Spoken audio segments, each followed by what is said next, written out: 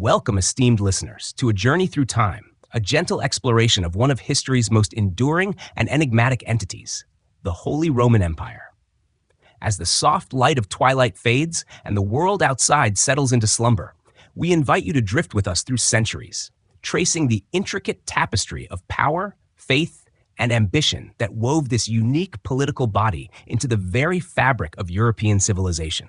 This is not merely a recounting of dates and names, but an invitation to immerse yourselves in the grand narrative of an empire that for over 1,000 years shaped the destiny of kings and commoners alike, leaving an indelible mark on the lands we now know as Germany, Austria, Italy, and beyond.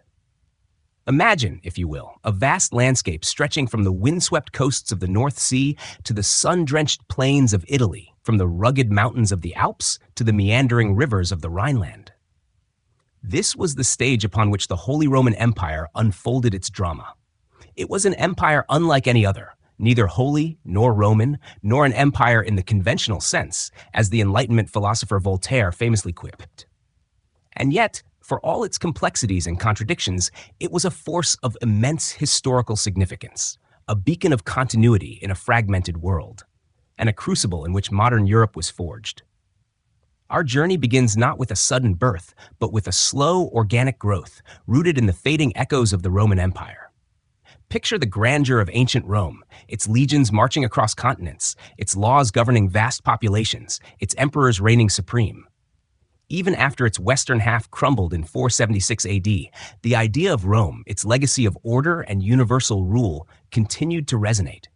It was a potent memory, a dream of lost unity that lingered in the minds of scholars, clerics, and ambitious rulers.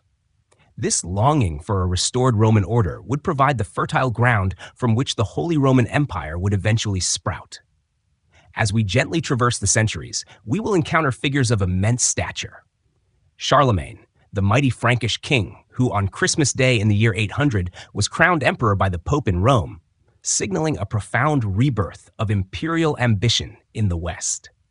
We will witness the Ottonian emperors, who in the 10th century breathed new life into the imperial ideal, establishing a firm foundation for what would become the Holy Roman Empire. Their courts buzzed with scholars and artists, their armies defended the frontiers, and their spiritual authority was intertwined with that of the Church. But the empire was never a monolithic entity. It was a mosaic of duchies, counties, bishoprics, and free cities, each with its own customs, laws, and often its own aspirations for autonomy. This inherent fragmentation, this constant interplay between centralized imperial authority and the powerful local princes, would define much of its existence. It was a dance, sometimes harmonious, often tumultuous, between the emperor's ambition to unite and the prince's desire to maintain their independence. This dynamic tension, far from being a weakness, contributed to the empire's unique character, fostering a rich tapestry of local cultures and traditions that still resonate in the landscapes of Central Europe today. As we drift deeper into the narrative, we will explore the intricate relationship between the emperor and the pope, a bond that was both a source of immense strength and perpetual conflict. The investiture controversy, for instance, a defining struggle over the right to appoint bishops, reveals the profound entanglement of secular and spiritual power. Imagine the Pope claiming divine authority, and the Emperor asserting his right as protector of the Church, locked in a contest that shaped the very understanding of governance in the Middle Ages. These were not mere political squabbles. They were battles over fundamental principles that reverberated across all of Christendom. The architecture of the Holy Roman Empire was as diverse as its people. From the sturdy Romanesque cathedrals, their thick walls and imposing towers speaking of strength and devotion, to the soaring Gothic spires that reached heavenward, symbolizing a new artistic and spiritual awakening, the empire's lands were adorned with masterpieces of human endeavor. Picture the bustling markets of medieval towns, the clang of the blacksmith's hammer, the murmuring of prayers in a dimly lit chapel, the joyous celebrations of festivals, and the quiet dignity of a farmer tending his fields. These were the everyday realities that unfolded beneath the imperial gaze. Throughout our journey, we will strive to present a balanced perspective, acknowledging both the grandeur and the limitations of this complex entity, We will see how the empire provided a framework for stability and justice in a turbulent age, fostering trade, promoting learning, and defending against external threats. Yet, we will also observe its inherent weaknesses, its decentralized nature, its struggles to maintain control over its vast territories, and its eventual inability to adapt to the profound changes brought about by the Reformation and the rise of nation-states. This historical exploration is designed not to stimulate, but to soothe. Let the gentle cadence of our narrative guide you into a state of relaxed contemplation. As we weave through the centuries, consider the echoes of these ancient events in the modern world. The legacy of the Holy Roman Empire is not simply a footnote in history. It is present in the legal systems, the cultural traditions, and even the geopolitical landscape of contemporary Europe. Its spirit, in its endless quest for unity and order, continues to resonate, offering valuable insights into the enduring human aspiration for something greater than ourselves. So, prepare to embark on this tranquil voyage. Let the past unfold before you, not as a demanding lesson, but as a calming story. As the stars begin to twinkle outside your window and the quiet rhythm of the night takes hold, allow the history of the Holy Roman Empire to gently wash over you, preparing your mind for a night of restful and enriching sleep. As we settle into the gentle rhythm of our journey, let us cast our minds back to the dawn of what would eventually become the Holy Roman Empire, a period deeply intertwined with the legacy of ancient Rome and the emergence of new powers in Western Europe. The year 476 AD marks a symbolic, though perhaps not definitive, end to the Western Roman Empire. Yet, the idea of Rome, its administrative structures, its laws, and its spiritual authority through the nascent Christian church lingered like a phantom limb, influencing the political landscape for centuries to come. The grand basilicas and decaying forums stood as silent testaments to a past glory that successive rulers yearned to recapture. Following the Roman withdrawal, Western Europe fragmented into a patchwork of Germanic kingdoms. Among these, the Franks, under their Merovingian dynasty, steadily rose to prominence in Gaul, modern-day France. Their conversion to Nicene Christianity under Clovis I in the late 5th century was a pivotal moment, forging a crucial alliance with the papacy in Rome. This alliance would prove foundational for the future Holy Roman Empire. The Frankish kings, however, eventually saw their power wane, ceding practical authority to their chief administrators, the mayors of the palace. It is here that the figure of Charlemagne emerges, a giant in the annals of European history. Born around 742 AD, Charles, later known as Charles the Great or Charlemagne, inherited the Frankish kingdom from his father, Pepin the Short, in 768 AD. His reign was characterized by relentless military campaigns that vastly expanded the Frankish dominion, incorporating much of modern-day France, Germany, and parts of Italy. Picture vast armies marching across diverse landscapes, their banners fluttering, their trumpets sounding, uniting disparate peoples under a single formidable rule. Charlemagne was not merely a conqueror. He was a visionary, driven by a desire to restore order and promote learning in a period often mischaracterized as the Dark Ages. His efforts to revive classical learning, known as the Carolingian Renaissance, are particularly noteworthy. He invited scholars, theologians, and artists from across Europe to his court at Aachen, establishing scriptoria where ancient texts were painstakingly copied and preserved. Imagine monks hunched over parchment, meticulously transcribing Latin manuscripts by candlelight, ensuring that the wisdom of antiquity would not be lost. This intellectual revival laid important groundwork for future European cultural development. He also standardized coinage, reformed the legal system, and improved infrastructure, all contributing to a more cohesive and prosperous realm. The defining moment of Charlemagne's reign, and indeed a pivotal point in the genesis of the Holy Roman Empire, occurred on Christmas Day in 800 AD. As Charlemagne knelt in prayer in Old St. Peter's Basilica in Rome, Pope Leo III placed a crown upon his head, proclaiming him Emperor of the Romans. This event was fraught with symbolic significance. It represented a perceived restoration of the Western Roman Empire, with Charlemagne as its new Augustus. It also solidified the nascent yet complex relationship between secular imperial power and the spiritual authority of the papacy. Was the Pope granting the emperor his legitimacy? or was the emperor merely acknowledging the pope's spiritual leadership?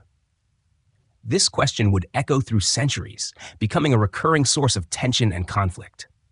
The coronation itself was a spectacle of immense importance. Imagine the solemn grandeur within the ancient basilica, the flickering lamps illuminating the ornate mosaics, the rich vestments of the clergy, and the hushed anticipation of the congregation. For many, it was a tangible sign of divine favor, a reassertion of Christian universalism in a fragmented world. However, it also created a direct challenge to the Byzantine Empire in the East, which considered itself the sole legitimate successor to Rome. For centuries, the Byzantines had maintained their own line of emperors, ruling from Constantinople. Charlemagne's coronation effectively created two Roman empires, setting the stage for future rivalries and theological disputes between East and West. Following Charlemagne's death in 814 AD, his vast empire, held together largely by his formidable personality, began to unravel. His son, Louis the Pious, struggled to maintain unity, and upon Louis's death, the empire was divided among his three sons by the Treaty of Verdun in 843 AD. This treaty is crucial for understanding the Holy Roman Empire's eventual geographical focus. It partitioned the Carolingian Empire into three parts: West Francia, roughly modern France; East Francia, roughly modern Germany; and Middle Francia, a long, narrow strip stretching from the North Sea to Italy. It was in East Francia that the imperial title would eventually find its enduring home. The years following Verdun were marked by renewed fragmentation and external pressures, particularly from Viking raids in the north and west and Magyar incursions from the east. The Carolingian line in East Francia eventually died out, leading to a period of uncertainty. However, the idea of an overarching imperial authority, a protector of Christendom, continued to resonate. The groundwork for a new imperial resurgence was laid in the Duchy of Saxony, one of the powerful tribal duchies that formed East Francia. In 919, the German dukes elected Henry the Fowler as their king. Henry, a capable military leader, began the process of consolidating royal power and defending against external threats. His reign marked a shift from the Carolingian focus on France to a new emphasis on the German lands. His son, Otto I, known as Otto the Great, truly re-established the imperial tradition in the West. Otto, born in 912 AD, proved to be an even more formidable ruler than his father. He skillfully asserted his authority over the unruly German dukes, culminating in his decisive victory over a coalition of rebel dukes and Magyars at the Battle of Lechfeld in 955 AD. This victory was hailed as a salvation for Christendom, cementing Otto's prestige and reinforcing his image as a divinely favored protector. Otto's ambitions, like Charlemagne's, extended to Italy. He intervened in Italian politics, coming to the aid of Pope John XII, who was facing threats from local Italian nobles. In gratitude, Pope John XII crowned Otto I emperor in Rome on February 2, 962 AD.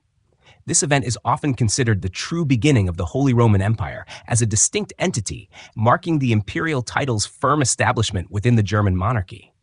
The imperial crown, once merely a prestigious ornament, was now permanently linked to the King of Germany. The ceremony in St. Peter's, mirroring Charlemagne's coronation, served to legitimize Otto's rule and reaffirmed the symbolic link between the German monarchy and the legacy of ancient Rome and Christian universalism. However, it also embedded the inherent tension between secular and spiritual power that would plague the empire for centuries. The Ottonian dynasty that followed Otto I would solidify this framework, establishing the practice of emperors traveling to Rome for their coronation, a journey known as the Raumzug. These journeys, often perilous, served as powerful demonstrations of imperial authority and commitment to the papacy, even as the relationship between the two powers remained fraught with potential for conflict. The early Holy Roman Empire, under the Ottonians, was characterized by a strong emphasis on imperial church policy. Emperors often appointed bishops and abbots, using them as loyal administrators and integrating them into the fabric of imperial governance. These ecclesiastical princes, owing their loyalty directly to the emperor, provided a counterbalance to the power of the secular nobility. This system, while initially effective, would eventually lead to the investiture controversy, a major clash between imperial and papal authority that we will explore in our next segment. As the first millennium drew to a close, the Holy Roman Empire, born from the remnants of Roman grandeur and the dynamism of Germanic tribes, stood as a nascent but powerful force in Europe. It was a realm of diverse cultures and peoples, bound together by a shared imperial ideal, a common faith, and the ambition of its emperors. The foundational years laid the complex groundwork for a millennium of history, a tapestry woven with threads of power, faith, and the enduring quest for universal order. As we prepare to drift into the next chapter, reflect on these early stirrings, the ambition of kings, and the profound impact of those foundational moments that shaped the destiny of an empire. As the first millennium gave way to the second, the Holy Roman Empire, now firmly established under the Ottonian dynasty, embarked on a new phase, characterized by both consolidation and intense struggles. The initial period following Otto the Great's coronation saw a renewed emphasis on the imperial ideal, an almost palpable sense of destiny guiding the emperors. However, this era also brought forth the profound and often turbulent relationship between the secular power of the emperor and the spiritual authority of the pope. This dynamic, which shaped the very essence of medieval Europe, reaches its apex in the investiture controversy. Imagine a world where the lines between church and state were inextricably blurred. Bishops and abbots were not just spiritual leaders.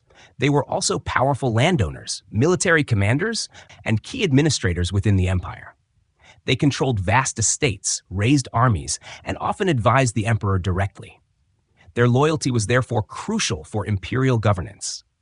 Emperors saw the appointment or investiture of these church officials as a prerogative of their imperial office, a necessary tool to maintain control and ensure stability across their vast, decentralized realm. They would present the bishop-elect with a ring and a staff, symbols of their spiritual and temporal authority, a practice known as lay investiture. The papacy, however, began to assert its independence and universal spiritual authority with increasing vigor, particularly during the Gregorian reform movement of the 11th century. Leading this charge was Pope Gregory VII, a figure of immense conviction and unwavering determination. Gregory believed passionately in the Church's independence from secular control and the Pope's supreme authority over all of Christendom, including emperors. He viewed lay investiture as a grave sin, a usurpation of God's power by earthly rulers, leading to simony, the buying or selling of church offices, and corruption within the Church. The clash came to a dramatic head in the year 1075, when Gregory II issued the Dictatus Papae, a series of pronouncements asserting unprecedented papal powers, including the right to depose emperors. This was a direct challenge to the authority of Emperor Henry IV. Henry, who had succeeded to the throne as a young child, found himself in a precarious position, facing rebellious German princes eager to exploit any weakness in his rule. He relied heavily on the loyalty of his appointed bishops. When Pope Gregory excommunicated several of Henry's advisors, and then Henry himself in 1076, the political landscape of the empire was thrown into turmoil. Excommunication was no mere religious formality. It meant that Henry was effectively cut off from the Christian community. His oaths of loyalty were nullified, and his subjects were released from their allegiance to him. The German princes, ever keen to assert their independence, seized this opportunity to rebel, threatening to elect a new king. Faced with this dire situation, Henry IV embarked on a desperate journey in the winter of 1077 to seek the Pope's forgiveness. This journey is famously known as the Walk to Canossa. Picture the young emperor traversing the treacherous alpine passes in the bitter cold, humbling himself before the Pope. For 3 days, Henry, dressed in sackcloth, stood barefoot in the snow outside the castle of Canossa, where Gregory was staying. This act of profound penance was a public demonstration of imperial submission to papal authority, a moment that resonated throughout Europe and vividly illustrated the immense spiritual power wielded by the papacy. Eventually, Pope Gregory lifted the excommunication, but the underlying tensions remained. The investiture controversy continued for decades, culminating in the Concordat of Worms in 1122. This agreement, a compromise, stipulated that the emperor would no longer invest bishops with the ring and staff, symbols of spiritual authority, but he retained the right to be present at their election and to invest them with the scepter, symbol of temporal authority, the secular lands and privileges associated with their office. While a compromise, it marked a significant symbolic victory for the papacy, firmly establishing the Church's spiritual independence. The long-term effect was a more defined separation of spiritual and temporal spheres, though their interaction would remain a central theme of imperial history. Beyond this monumental struggle, the Ottonian and early Salian emperors, the dynasty that succeeded the Ottonians, were instrumental in shaping the internal structure of the Holy Roman Empire. They continued to rely on the Reichskirche, or imperial church system, using bishops and abbots as loyal administrators. These ecclesiastical princes often held significant power within the imperial diet, the assembly of the empire's powerful princes. The landscape of the empire during this period was a patchwork of duchies like Saxony, Bavaria, Swabia, and Franconia, each governed by powerful dukes, along with numerous counties, margraviates, and bishoprics. The emperor's power was not absolute. It depended heavily on his ability to forge alliances, reward loyalty, and suppress rebellion. Imperial tours, known as Kaiserfahrten, where the emperor would travel throughout his realm, holding court in various palaces and castles, were crucial for maintaining direct control and asserting authority. Imagine the spectacle of an emperor's procession, moving through towns and countryside, bringing with it a sense of imperial presence and justice. Daily life in the Holy Roman Empire during the 10th and 11th centuries was deeply intertwined with the rhythms of the agricultural calendar and the pervasive influence of the church. Most people lived in rural villages, toiling in the fields, their lives dictated by the seasons. The feudal system was becoming increasingly entrenched, with land held in exchange for military service or labor. Castles, initially simple wooden structures, began to evolve into formidable stone fortresses, dotting the landscape and serving as centers of local power and protection. In the burgeoning towns, trade and crafts slowly began to flourish. Merchants traveled along ancient Roman roads and new trade routes, exchanging goods from distant lands. Town life, while still rudimentary by later standards, offered a degree of freedom and economic opportunity not available in the strictly hierarchical rural areas. Markets buzzed with activity, echoing with the sounds of bartering and the cries of vendors. The intellectual and artistic life of the empire, though perhaps less flamboyant than later periods, was robust. Monasteries remained vital centers of learning and artistic production. Illuminated manuscripts, their pages adorned with intricate designs and vibrant colors, were painstakingly crafted by scribes and artists. Romanesque architecture, characterized by its thick walls, rounded arches, and massive piers, dominated church construction. These imposing structures, often adorned with elaborate sculptures, aimed to convey a sense of awe and permanence, reflecting the prevailing religious fervor and the solidity of the imperial ideal. Think of the grand cathedrals of Speyer, Worms, and Mainz, all imperial cathedrals, standing as enduring symbols of Ottonian and Salian power. The internal politics of the empire were often volatile. The constant tension between the emperor and the powerful German princes was a defining characteristic. Imperial elections were frequently contested, leading to periods of civil war and instability. The concept of the electors, key secular and ecclesiastical princes who held the right to choose the emperor, began to take shape during this period, gradually solidifying into the system that would define the empire for centuries. This electoral process, while theoretically designed to ensure a strong ruler, also empowered the princes, often at the expense of central imperial authority.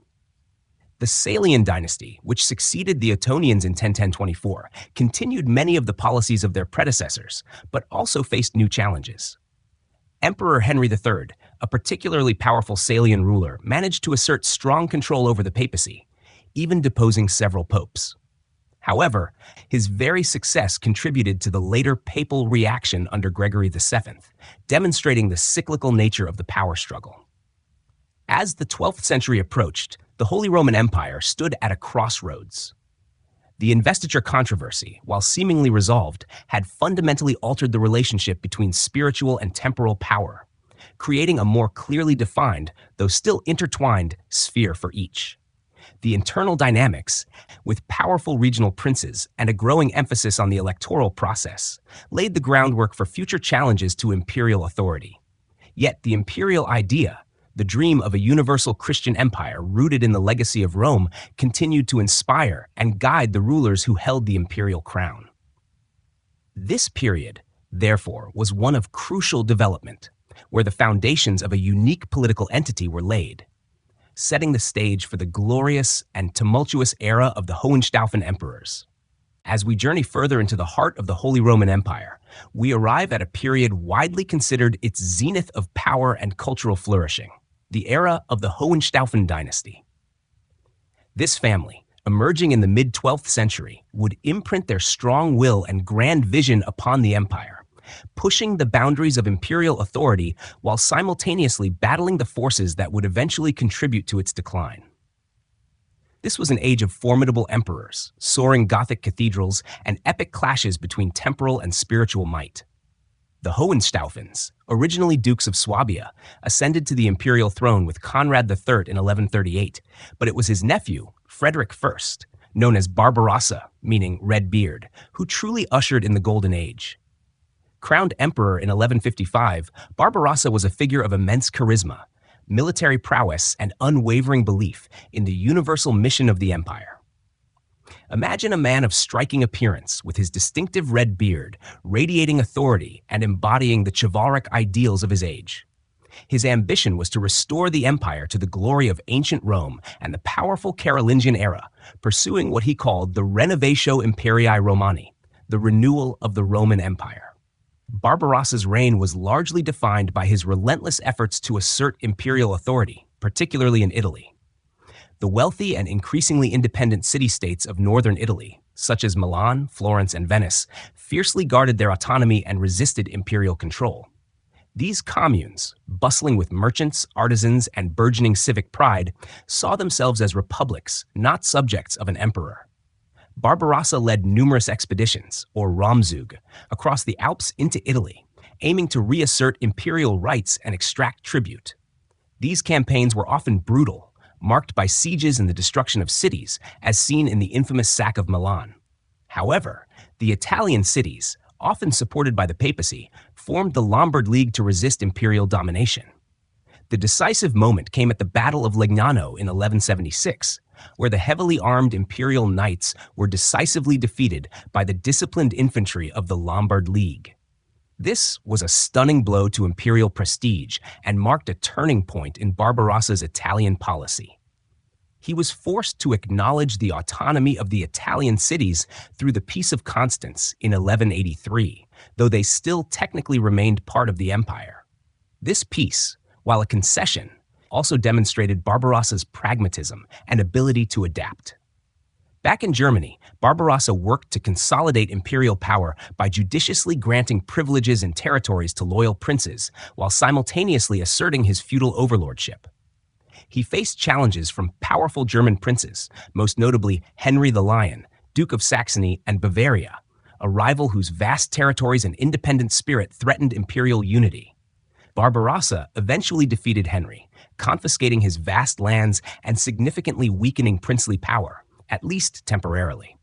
This highlights the constant tug-of-war between the emperor and his most powerful vassals, a persistent feature of the empire's internal dynamics. Barbarossa also played a significant role on the European stage, participating in the Third Crusade. In 1190, while leading his army through Anatolia, he tragically drowned in the Salef River, a devastating loss that sent shockwaves across Europe. His death became a legend, with tales of his slumber in a mountain, awaiting the day to return and restore Germany's glory. His grandson, Frederick II, who became emperor in 1220, was perhaps the most brilliant and unconventional of the Hohenstaufen rulers. Known as Stupor Mundi, the wonder of the world, Frederick was a polymath, a patron of arts and sciences, fluent in multiple languages, and deeply fascinated by Islamic culture. He established a magnificent cosmopolitan court in Sicily, which became a vibrant center of intellectual exchange, blending Norman, Arab, and Byzantine influences. Imagine a palace bustling with scholars, poets, and musicians from across the known world, discussing philosophy, mathematics, and medicine. Frederick II's reign was, however, dominated by an even more intense and bitter conflict with the papacy than that faced by his predecessors. The popes, particularly Gregory IX and Innocent IV, viewed Frederick with deep suspicion, fearing his immense power and his perceived anti-clerical tendencies. His control over both Germany and southern Italy, as King of Sicily, seemingly encircled the Papal States, leading to fears of complete papal subjugation.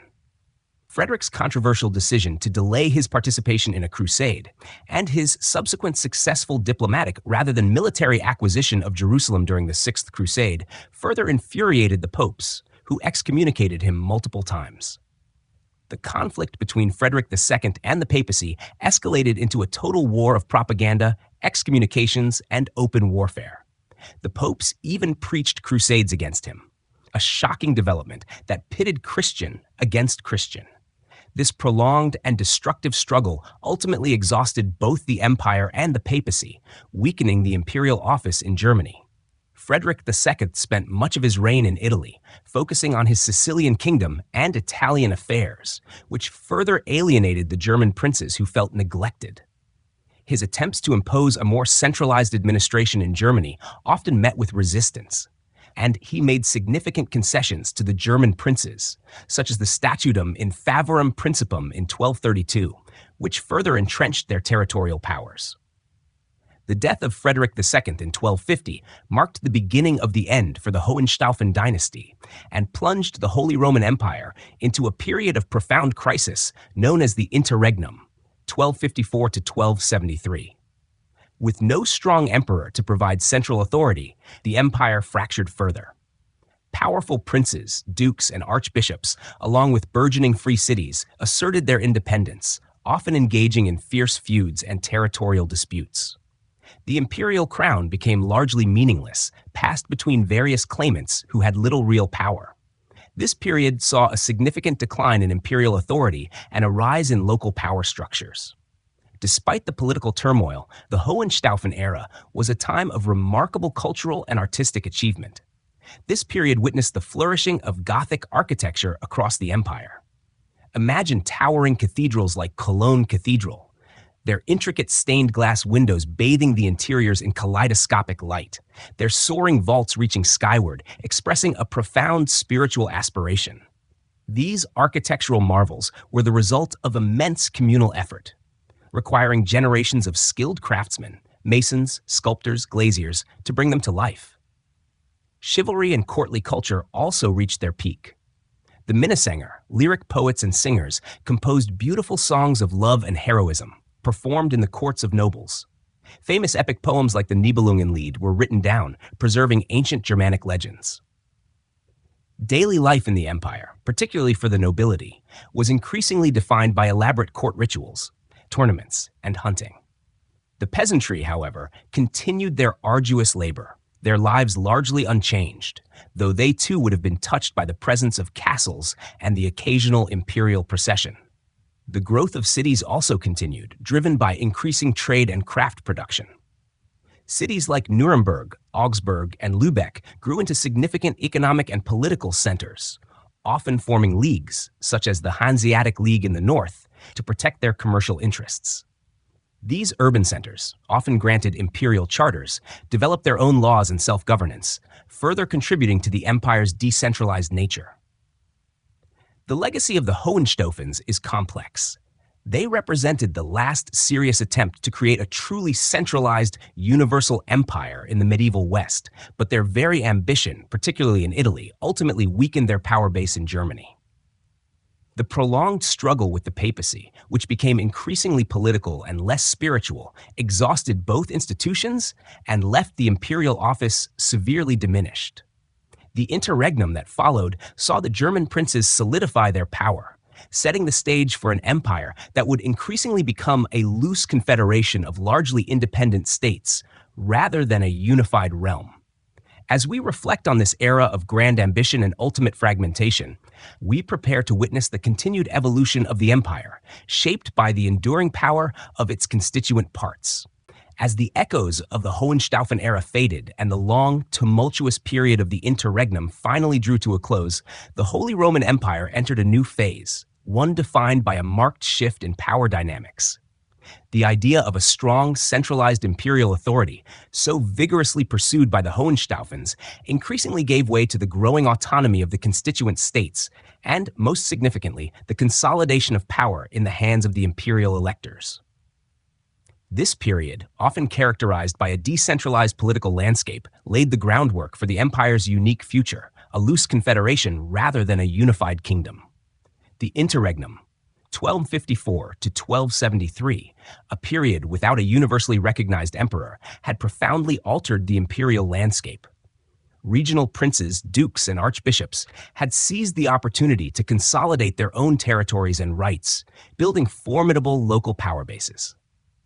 When Rudolf I of Habsburg was elected King of the Romans in 1273, ending the interregnum, he inherited an imperial office significantly weakened by decades of neglect and internal strife. Rudolf, the first of the long-reigning Habsburg dynasty to hold the imperial title, though not yet officially crowned emperor by the Pope, understood that a strong power base of his own was essential. He focused on securing and expanding his family's hereditary lands in Austria, rather than trying to reassert universal imperial authority over all of Germany and Italy. This pragmatic approach set a precedent for future emperors, many of whom would prioritize their dynastic interests over the elusive goal of a truly unified empire. The most significant development during this period was the formalization of the Electoral College. While the right of certain princes to elect the King of the Romans, who would then, ideally, be crowned emperor by the Pope, had existed informally for some time, it was codified in the Golden Bull of 1356, issued by Emperor Charles IV of the Luxembourg dynasty. This landmark decree established 7 specific electors, 3 ecclesiastical princes, the archbishops of Mainz, Trier, and Cologne, and 4 secular princes, the King of Bohemia, the Count Palatine of the Rhine, the Duke of Saxony, and the Margrave of Brandenburg. The Golden Bull had profound consequences. It formalized the election process, ensuring a degree of order and preventing the chaos of previous contested elections. However, by explicitly granting these 7 princes the sole right to elect the emperor, it also vastly increased their power and cemented the decentralized nature of the empire. The imperial crown became an elected office, not a hereditary one, though the Habsburgs would largely manage to keep it within their family for centuries after the 15th century. Imagine the power of these 7 individuals, gathered in a solemn assembly, holding the fate of the empire in their hands. Their influence was immense, as they could extract concessions from imperial candidates in exchange for their votes, further strengthening their own territories. The internal landscape of the empire during this period was a vibrant mosaic. Alongside the powerful princely states, free imperial cities continued to grow in prominence. These cities, like Nuremberg, Frankfurt, and Augsburg, were directly subordinate to the emperor, enjoying significant autonomy, including the right to self-governance, coinage, and justice. They became centers of trade, commerce, and craft production, attracting people from the countryside and fostering a burgeoning middle class. The Hanseatic League, a powerful commercial and defensive confederation of merchant guilds and market towns in Northern Europe, exemplifies this urban dynamism, dominating trade in the Baltic and North Seas. Picture the bustling wharves of Lübeck or Hamburg, laden with goods from distant lands, reflecting a thriving mercantile spirit. Daily life in the towns was characterized by intricate guild systems, which regulated trades, provided social welfare, and fostered a strong sense of community. The sounds of hammers on anvils, weavers at their looms, and merchants hawking their wares would have filled the narrow streets. In the countryside, the majority of the population remained engaged in agriculture, their lives still governed by the rhythms of the seasons. Feudalism continued to evolve, with serfdom gradually declining in some regions, replaced by various forms of tenancy and rents. Architecturally, the late medieval period in the empire saw the continued flourishing of Gothic cathedrals, with construction often taking centuries.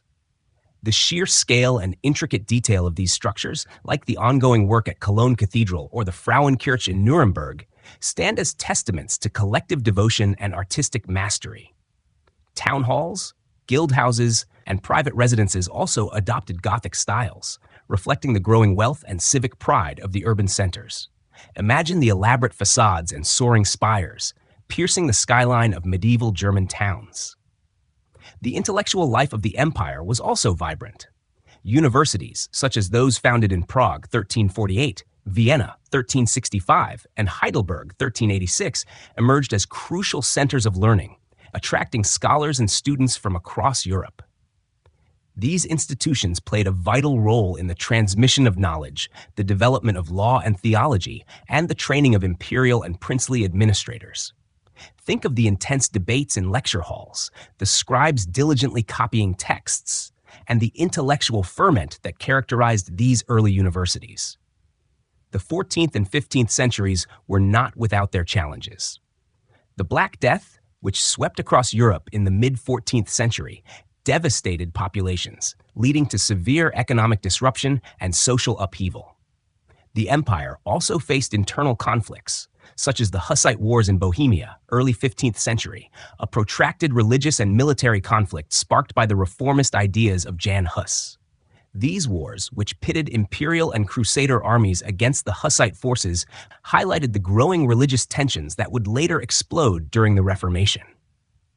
The emperors during this period, though often lacking the direct executive power of their predecessors, still held significant symbolic authority.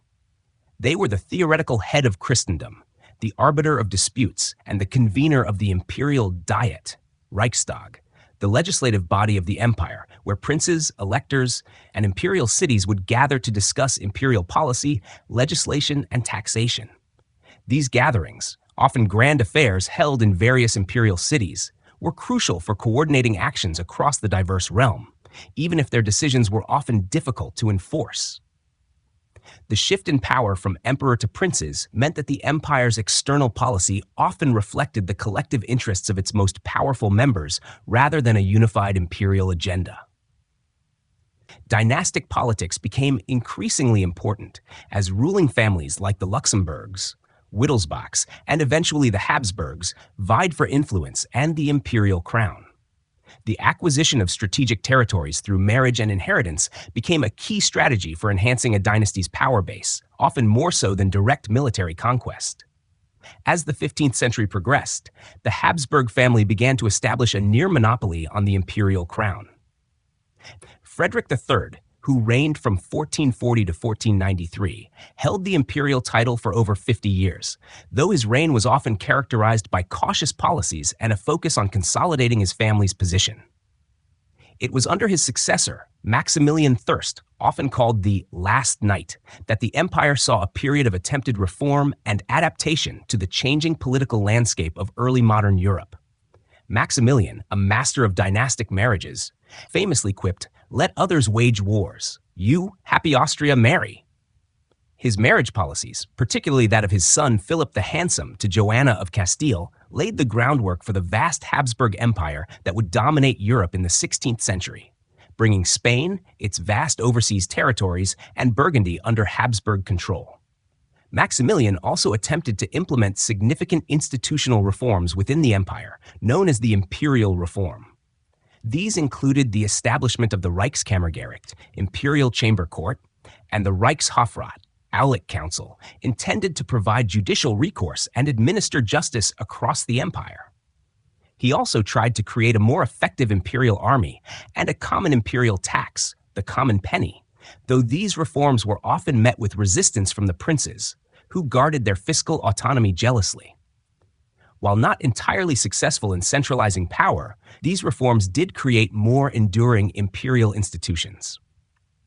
The period from the interregnum to the dawn of the 16th century, therefore, saw the Holy Roman Empire evolve from a theoretically universal monarchy into a more decentralized, complex, and elective polity. The rise of the electors, the growing power of the princes, and the increasing autonomy of the free imperial cities profoundly reshaped its character. Yet, the imperial idea persisted, providing a framework for peace, justice, and common defense, even if its practical power was fragmented. As we approach the cusp of the early modern era, the empire stands on the brink of another monumental upheaval, the Reformation, which will test its very foundations and redefine its religious and political identity. As the 15th century drew to a close and the 16th century dawned, the Holy Roman Empire, now predominantly under the sway of the powerful Habsburg dynasty, found itself on the cusp of a profound transformation. This era would witness not only the immense expansion of Habsburg power, but also the cataclysmic forces of the Protestant Reformation, which would tear at the very fabric of imperial unity, challenging both spiritual and temporal authority. It was a time of immense intellectual ferment, religious zeal, and bitter conflict, forever altering the landscape of Europe. At the heart of this unfolding drama stood Charles Fuff, a figure of unparalleled power in early modern Europe. Born in Ghent in 1500, Charles inherited a vast and disparate collection of territories: the Habsburg lands in Austria, the Burgundian Netherlands, the crowns of Castile and Aragon, which included the newly discovered Americas, and Naples, Sicily, and Sardinia. In 1519, he was elected Holy Roman Emperor, largely due to a massive outlay of funds that swayed the electors, bringing the imperial title into his already colossal inheritance. Imagine the young Charles, barely an adult, suddenly presiding over an empire upon which, it was famously said, the sun never set. Charles V saw himself as the divinely appointed protector of Christendom, a successor to Charlemagne, tasked with maintaining religious unity and defending Europe against the rising threat of the Ottoman Empire. His vision was of a universal Christian monarchy guided by shared faith and imperial law. However, this grand vision was almost immediately challenged by an unforeseen force: the Protestant Reformation. The Reformation began in 1517 when Martin Luther, a German Augustinian monk and professor of theology at the University of Wittenberg, famously posted his 95 Theses on the door of the castle church in Wittenberg. Luther challenged the sale of indulgences, questioning the authority of the Pope and emphasizing salvation through faith alone, rather than through good works or papal decrees. His ideas, rapidly disseminated through the new technology of the printing press, resonated deeply across Germany. Fueled by widespread discontent with the Catholic Church's perceived corruption and financial abuses. The impact on the Holy Roman Empire was immediate and profound. Luther's call for reform quickly gained traction among various social strata. Princes eager to assert their independence from both the emperor and the pope, knights seeking to reclaim church lands, and common people yearning for a more personal and accessible faith. The Diet of Worms in 1521, where Luther famously refused to recant his teachings, marked a critical turning point. Charles V declared Luther an outlaw, but powerful German princes, notably Frederick the Wise of Saxony, protected him, allowing his ideas to spread and solidify. The Reformation splintered the religious unity of the empire. Princely states began to convert to Lutheranism, establishing state churches and seizing monastic lands. This religious division fueled political fragmentation. The Peace of Augsburg in 1555, signed shortly before Charles V's abdication, attempted to resolve the religious conflict. It enshrined the principle of cuius regio, ius religio, whose realm, his religion, meaning that the ruler of each state within the empire could choose either Catholicism or Lutheranism as the official religion for their territory. Subjects who did not adhere to the chosen religion were theoretically allowed to emigrate.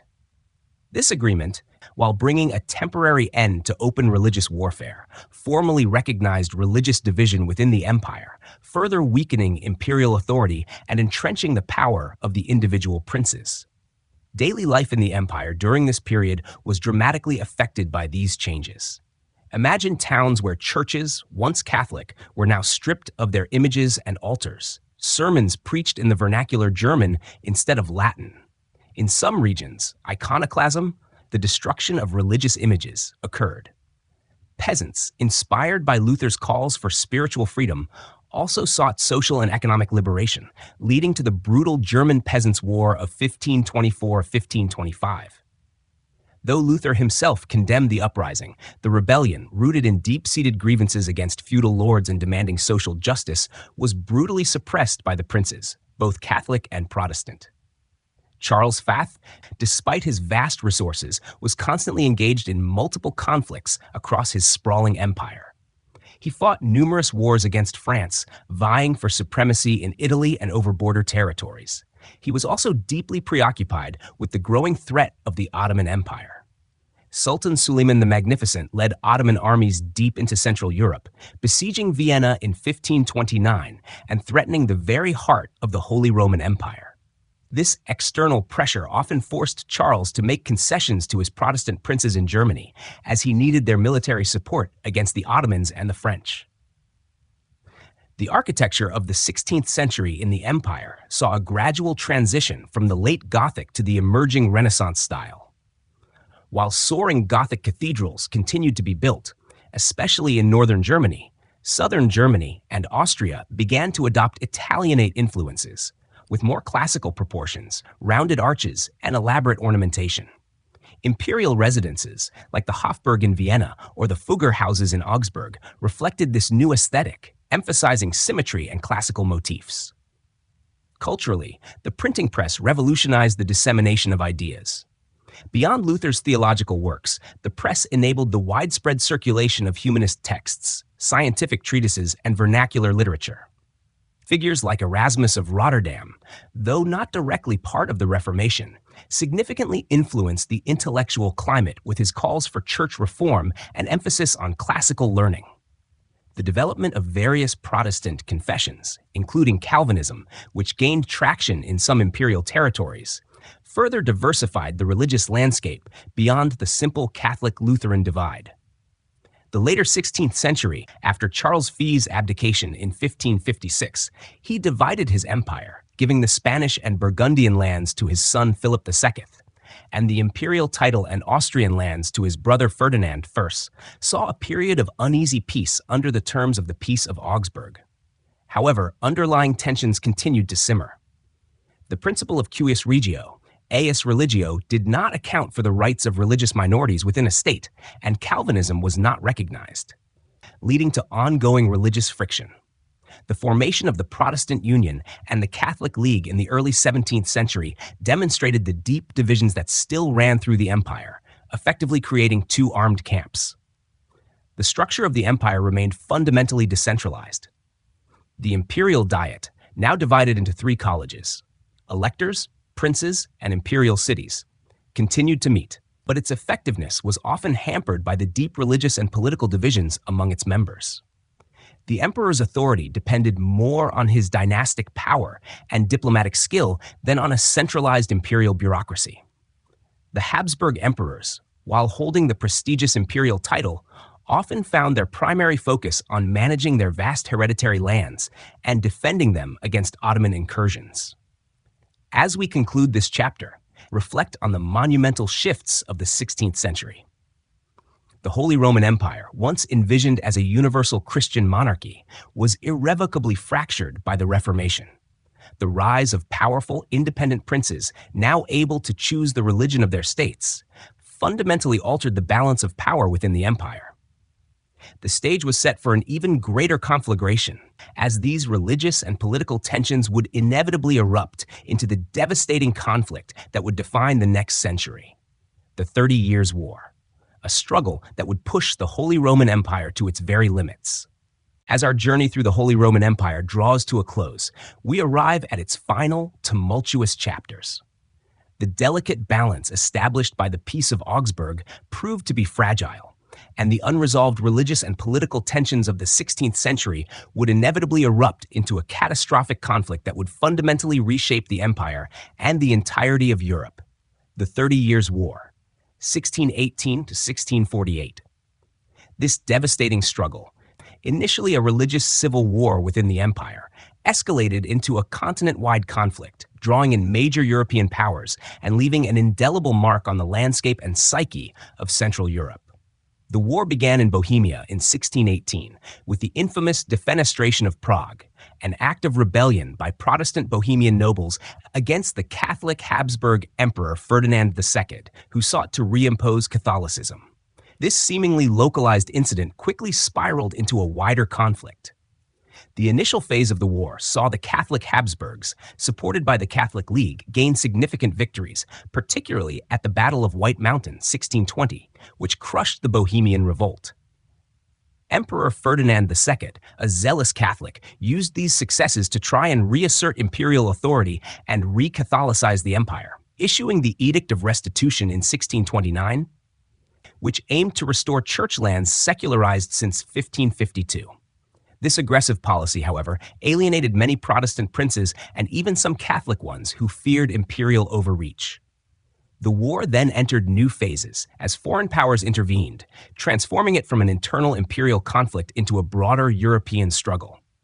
First, Denmark, under King Christian IV, intervened to support the Protestant cause, but was decisively defeated. Then, in 1630, Sweden, under its brilliant military king Gustavus Adolphus, entered the fray. Gustavus Adolphus, a master of military tactics, achieved remarkable victories, reinvigorating the Protestant cause and highlighting the vulnerability of Habsburg power. Imagine the thunder of cannon fire, the clash of pikes, and the desperate struggles of soldiers in a landscape ravaged by endless campaigning. Finally, France, under the shrewd diplomacy of Cardinal Richelieu, despite being a Catholic power, intervened on the side of the Protestant princes in 1635. France's motivation was primarily geopolitical, to weaken the Habsburg dynasty, which surrounded France with its vast Spanish and Austrian territories. This intervention marked the war's transformation into a purely political struggle for European hegemony, transcending its initial religious origins. The 30 Years' War was a period of unimaginable devastation for the Holy Roman Empire. Armies crisscrossed the German lands, living off the land, looting, burning, and spreading disease. Estimates vary, but a significant portion of the German population, perhaps 25 to 40% in some regions, perished from combat, famine, and plague. Towns and villages were utterly destroyed, agricultural land lay fallow, and trade routes were disrupted. Picture the desolation. Deserted villages, fields overgrown with weeds, and the constant fear of marauding soldiers. This widespread suffering deeply traumatized the German people and left an enduring legacy of division and weakness. The long and arduous conflict finally concluded with the Peace of Westphalia in 1648. This series of treaties, signed in Münster and Osnabrück, is one of the most significant diplomatic achievements in European history. It brought an end to the 30 Years' War and the 80 Years' War between Spain and the Dutch. For the Holy Roman Empire, the Peace of Westphalia formalized the principles of the Peace of Augsburg, extending religious toleration to Calvinism alongside Lutheranism and Catholicism. Crucially, it vastly strengthened the autonomy of the imperial estates, princes, dukes, and free cities, granting them nearly full sovereignty over their territories, including the right to conduct their own foreign policy. The jus territorial, the right of territorial sovereignty, was firmly established. This meant that the emperor's power was drastically curtailed. He remained the theoretical head of the empire, but his authority was largely restricted to his hereditary Habsburg lands. The empire became, in essence, a loose confederation of hundreds of practically independent states, each with its own army, currency, and legal system. Voltaire's famous quip that the Holy Roman Empire was neither holy nor Roman nor an empire became even more apt after Westphalia. Daily life in the aftermath of the war was a struggle for survival and recovery. Rebuilding infrastructure, repopulating devastated areas, and reviving agriculture and trade took generations. The architectural landscape, too, reflected the trauma. Many magnificent structures lay in ruins, though rebuilding efforts eventually led to the flourishing of Baroque architecture, particularly in Austria and southern Germany, symbolizing a return to optimism and grandiosity. Despite its diminished central authority, the Holy Roman Empire continued to exist for another century and a half, a testament to its enduring symbolic power and its role as a framework for German identity. The Imperial Diet, Reichstag, based in Regensburg from 1663 as a permanent assembly of representatives from the imperial states, became a forum for diplomatic negotiation rather than effective legislation.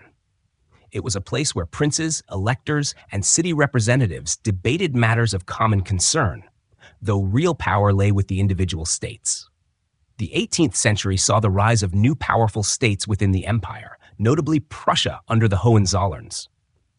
Prussia, through its efficient bureaucracy and powerful military, emerged as a major European power, often challenging Habsburg dominance within the empire itself. The War of the Austrian Succession, 1740 to 1748, and the 7 Years' War, 1756 to 1763, Both largely fought between Habsburg Austria and Hohenzollern Prussia, further illustrated the internal rivalries and the increasingly ceremonial nature of the imperial title. The concept of a unified Germany was still a distant dream, superseded by the strong identities of individual states like Bavaria, Saxony, and Hanover. The final act of the Holy Roman Empire came with the revolutionary fervor of the late 18th and early 19th centuries. The French Revolution, 1789, and the subsequent rise of Napoleon Bonaparte delivered the fatal blow. Napoleon, seeking to reorganize Europe under French hegemony, systematically dismantled the old imperial structures. In 1803, the Reichsdeputationshauptschluss, principal resolution of the imperial deputation, abolished nearly all the ecclesiastical states and most of the free imperial cities, incorporating them into larger territorial states, thereby drastically reducing the number of imperial entities. This was a massive secularization and consolidation of power, further empowering the larger German states at the expense of the smaller ones. Finally, in 1806, after a series of military defeats by France, notably the Battle of Austerlitz in 1805, and with the formation of the Confederation of the Rhine, a league of German states allied with and protected by Napoleon, Emperor Francis II formally abdicated the Holy Roman Imperial crown. He concurrently declared the dissolution of the Holy Roman Empire. In doing so, he preempted Napoleon from claiming the title for himself and solidified his position as Emperor of Austria, a new, purely hereditary empire he had proclaimed in 1804.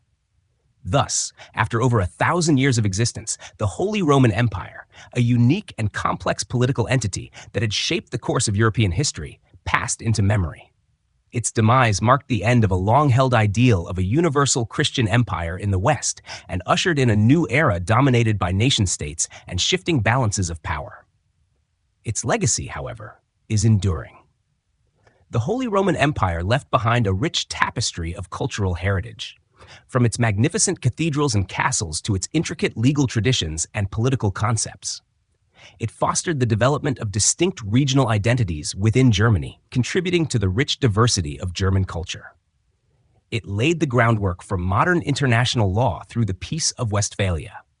And the idea of a unified Germany, though long delayed, would eventually emerge from the fragmented states that were its former constituents. The ghost of the empire, its complex relationship between local autonomy and central authority, continues to resonate in the federal structure of modern Germany. As we end our tranquil journey, let the echoes of this 1,000-year saga gently fade, leaving you with a deeper understanding of a truly remarkable chapter in the history of nations. Sweet dreams.